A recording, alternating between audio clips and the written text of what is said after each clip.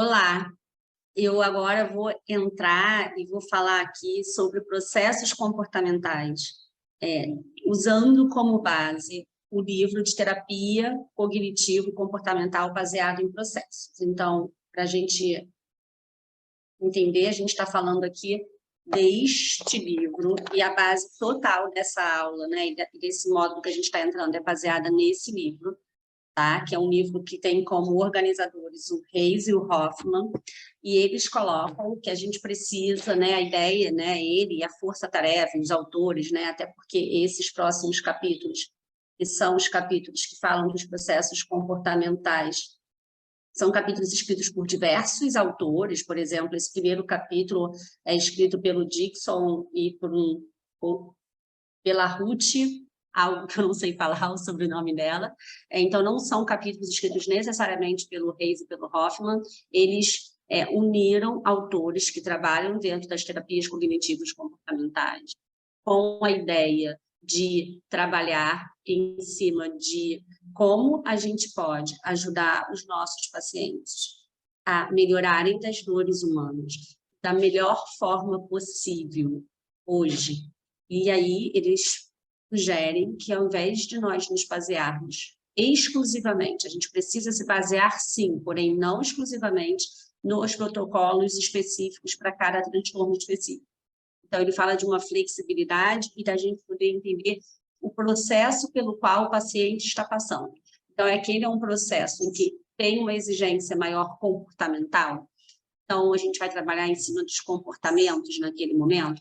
Depois a gente pode precisar, ou ao mesmo tempo, trabalhar os processos cognitivos. Então, ele vai trazendo os processos, é totalmente baseado nesse livro que eu vou falar sobre os processos comportamentais aqui agora.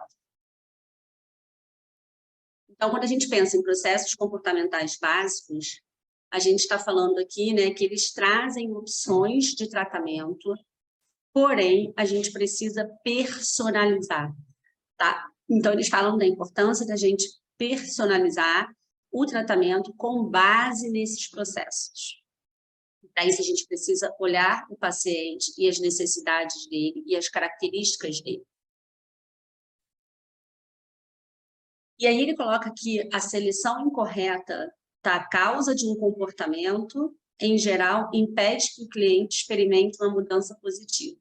Então, o que isso quer dizer? Quando o paciente não entende o que mantém um comportamento, o que causa e o que mantém um comportamento, isso vai fazer com que ele não consiga mudar. Então, para que ele mudar, para que ele mude, ele precisa entender o que faz com que ele se comporte daquela forma, né? Então, o que faz com que eu pegue um pedaço de chocolate todos os dias, em alguns momentos do dia? Eu consegui entender o que faz eu agir desta forma, ter este comportamento, vai me ajudar, é a forma que eu tenho, aumenta a chance e a possibilidade que eu tenho de conseguir experimentar uma mudança positiva.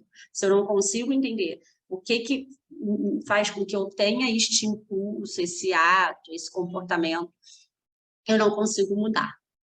Então, os princípios da aprendizagem vão ajudar a gente nesse processo comportamental. Então, a gente precisa entender quais são as contingências diretas que estão entre as mais bem estabelecidas, tá? Então, eles vão trazendo, né, essa ideia de um trabalho bem comportamental. E aí ele coloca que os clínicos empíricos precisam basear suas ações em processos básicos que têm um mérito científico mais comprovado. Então, aí o que ele está dizendo é a respeito da prática baseada em evidências. Então, esse livro, o tempo todo, traz a importância da gente fazer escolhas a partir das necessidades e do perfil do paciente, a partir das habilidades do terapeuta, com o foco nas práticas que são baseadas em evidências científicas.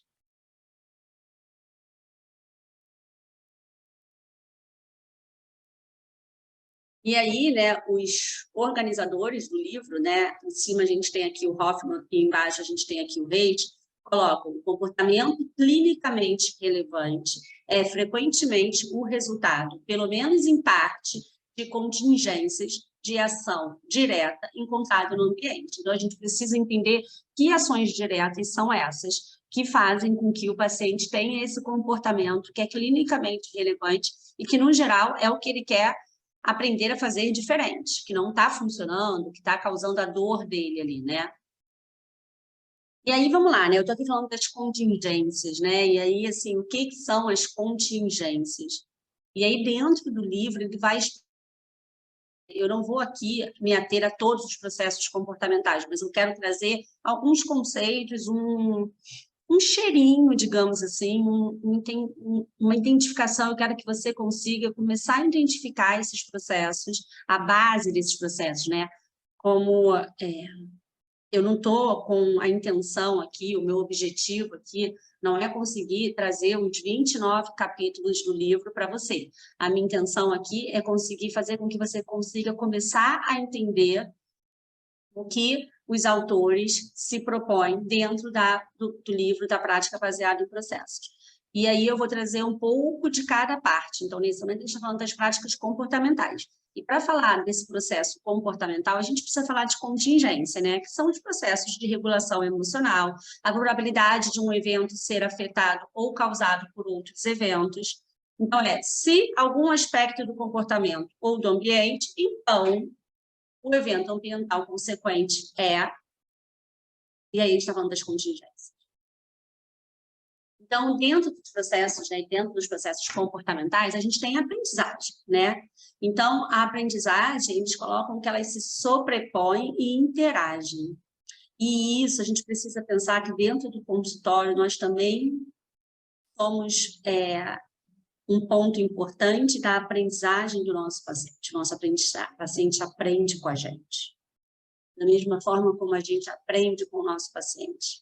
Né? O paciente, ele está nos observando o tempo inteiro. E aí, a partir daí, a gente tem que cuidar do que a gente quer passar para esse paciente. Tá? Alguns trabalhos de aprendizagem incluem habituação e sensibilização, que são fundamentais quando a gente fala, por exemplo, dos transtornos de ansiedade, né? A gente precisa expor o paciente ao evento temido. A gente está falando do condicionamento clássico e do operante, da aprendizagem observacional, da aprendizagem por discriminação, da aprendizagem por generalização. Tudo isso você vai encontrar, todos esses pontos você vai encontrar no livro de terapia cognitiva baseada em processos. Dentro do livro, eles trazem de uma forma bastante densa essas explicações. Eu gosto também de, conforme eu fui lendo, por exemplo, o livro, né, eu já li esse livro inteiro mais de uma vez, eu gosto de ir acrescentando os capítulos de outros livros, né? Então, tem um livro de análise comportamental que é muito legal e que eu acho que vale a pena. Deixa eu pegar aqui a capa do livro para ficar de sugestão, porque eu sei que vocês vão acabar me perguntando. Espera aí.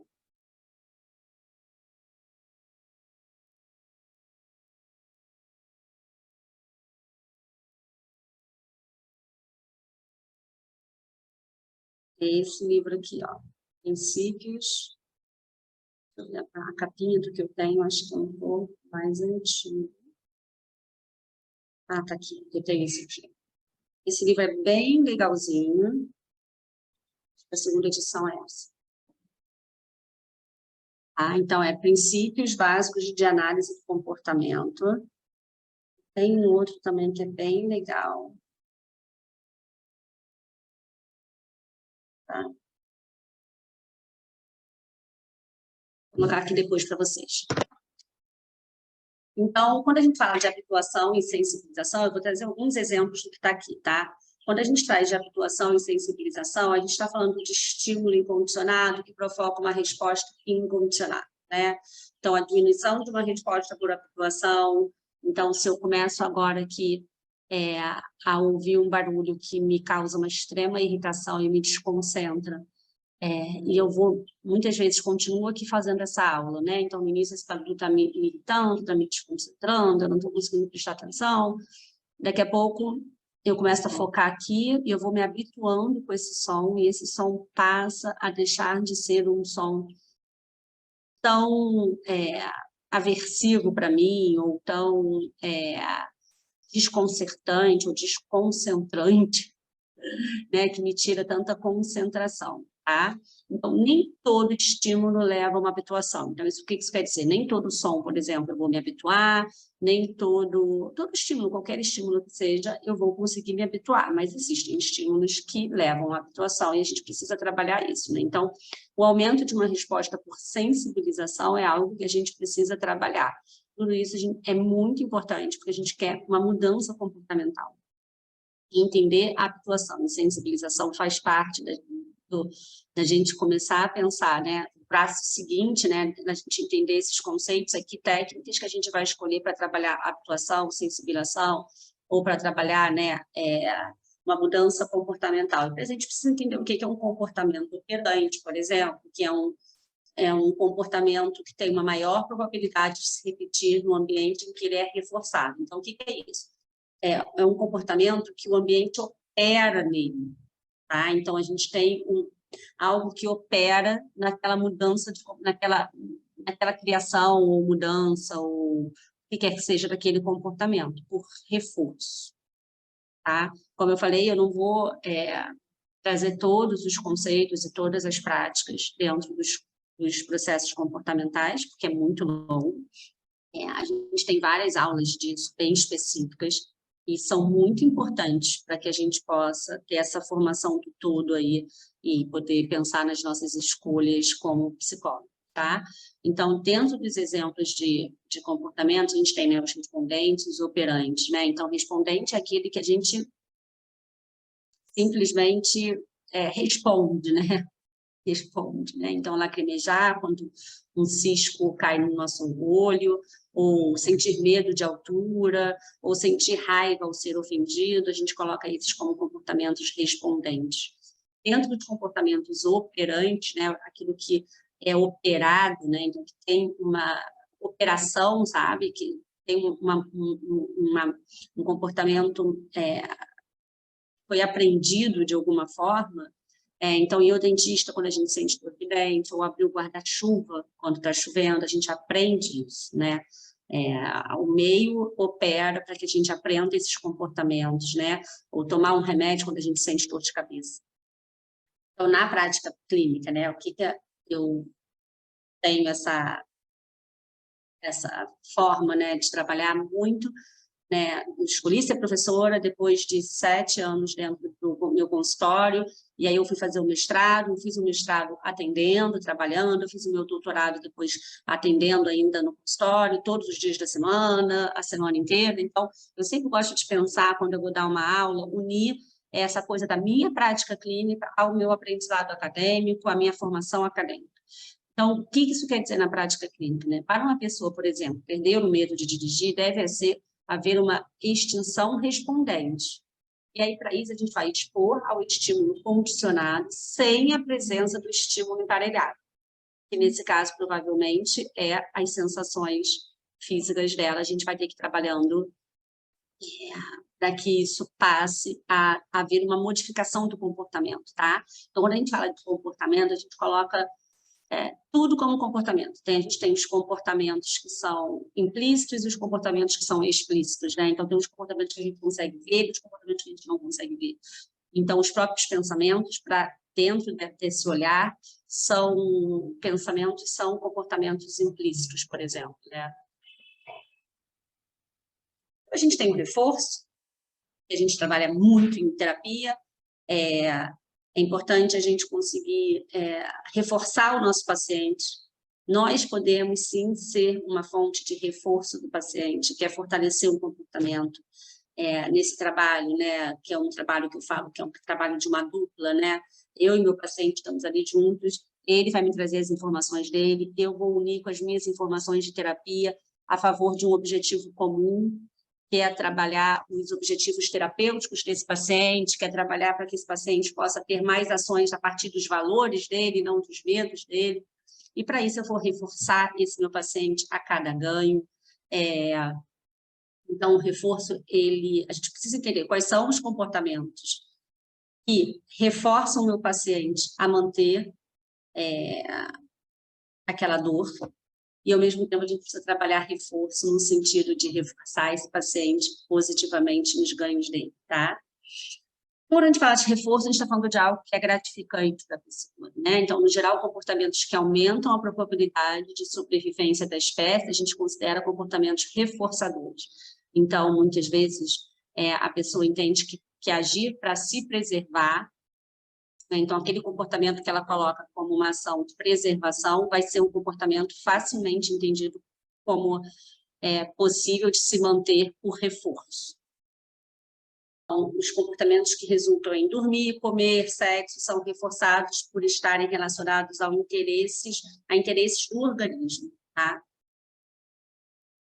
Então, ainda dentro do reforço, é claro que o reforço ele depende da história de vida da pessoa. Então, quando a gente pensa, né, como eu posso ajudar o meu paciente a ter um comportamento que ele consiga ver ganho nisso e que a gente consiga trabalhar o reforço para que ele mantenha esse comportamento. A gente vai precisar entender qual é a história de vida dele, qual contexto ele está inserido, o que ele considera um reforço. O dinheiro, no geral, ele funciona como um reforçador positivo para a maioria das pessoas, porque com o dinheiro a gente consegue adquirir coisas que são muito reforçadoras, né? Então, unir a família, por exemplo, sair para jantar, fazer uma viagem, para que a gente consiga isso, muitas vezes o dinheiro ele proporciona muitos comportamentos que são reforçadores. Por isso que, para a maioria das pessoas, o dinheiro é algo reforçador. Então, se eu conto uma piada, a pessoa ri, isso aumenta a chance de eu contar uma piada. A gente está falando do, né, vai reforçar, né, a pessoa ri, traz para mim uma coisa de que eu agradei, de que foi legal, e isso me reforça. A consequência do reforço varia de pessoa para pessoa, e o reforço pelo sucesso aumenta a chance de a gente manter um comportamento.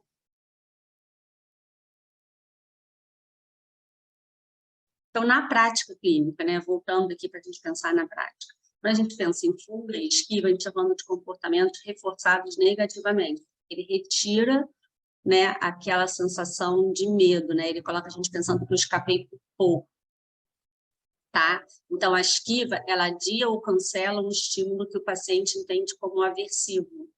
A fuga, ela é um comportamento que retira algo do ambiente. Então, a gente precisa entender, né, o que o paciente está colocando aí como um estímulo aversivo. A gente precisa entender para pensar nos planos de tratamento.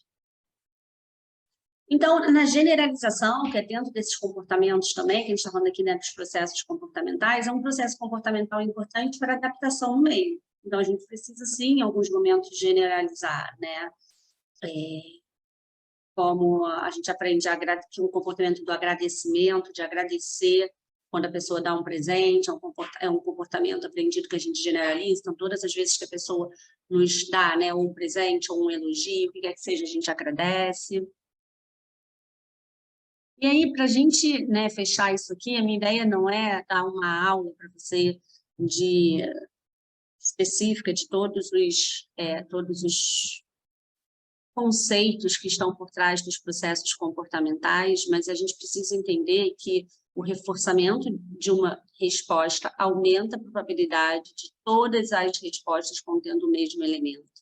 E a gente ter o trabalho dos processos comportamentais em terapia sempre vai se fazer, ou na grande maioria dos casos vai se fazer necessário em algum momento. Então, trabalhar essa parte comportamental e ter esse conhecimento é fundamental para que você possa fazer escolhas e para que você possa avançar no processo terapêutico do paciente. Por isso que, dentro dos processos cognitivos e comportamentais, os autores colocam aí os processos comportamentais, tá? Então, para entender aí, né, um comportamento, ele fala de uma predisposição genética, de uma história prévia, de um momento atual. A gente precisa entender isso aí, porque tudo isso vai influenciar no comportamento, tá? E aí, para fechar, eu queria colocar uma frase do Skinner, que é um grande autor quando a gente fala de comportamento humano, e ele fala que a ciência é cumulativa, ou seja, vai avançando de tempos em tempos. Ela rejeita a autoridade e valoriza a observação empírica. Eu gosto muito dessa frase, eu gosto muito do Skinner. E eu acho que é importante a gente pensar nisso, né, de que a gente quer avançar, a gente vai acumulando conhecimento. Quando a gente fala de comportamento de reforço, de comportamento, né, de habituação, quando a gente fala dessa parte comportamental, ela é ainda hoje muito útil e muito importante na prática clínica, a gente não pode negligenciar, muito pelo contrário, né? Hoje a gente tem aí, dentro das abordagens contemporâneas, aí a TCC, a gente tem diversas abordagens que têm uma pegada mais comportamental, como é o exemplo da ACT, né, da ACT, por exemplo, né, que é a terapia de aceitação e compromisso, e a gente tem que ter esse conhecimento, e eu acho que entender desses processos comportamentais é muito útil e muito importante. Essa parte comportamental, eu queria trazer essas informações para vocês, trazer essa pincelada aí, da importância de se entender os processos comportamentais, quais são, e como eu posso usar eles na minha prática clínica. E agora eu vou fechar aqui, fazendo mais uma vez o convite para quem está assistindo essa aula antes do dia 18 não, do dia 17 de agosto, para quem está assistindo essa aula antes do dia 17 de agosto, eu quero te convidar para estar no Instagram, no CATC_FC, para assistir uma aula de inflexibilidade psicológica, e eu vou estar lá falando também de algumas coisas comportamentais dentro dessa rigidez psicológica, né? Quais são os comportamentos que muitas vezes inflexíveis do paciente, né? E que mantém ele na rigidez dele, então a gente vai ter uma live bem bacana aí. E para quem está assistindo essa aula depois do dia 17 de agosto, provavelmente essa live vai ficar gravada, e a gente está fazendo sempre uma série de lives com conteúdos muito ricos, unindo, né, a prática clínica com a teoria, dentro das teorias cognitivas comportamentais e das abordagens contemporâneas. Então, fica aí o convite para estar com a gente no YouTube, no Instagram, para que a gente possa construir junto.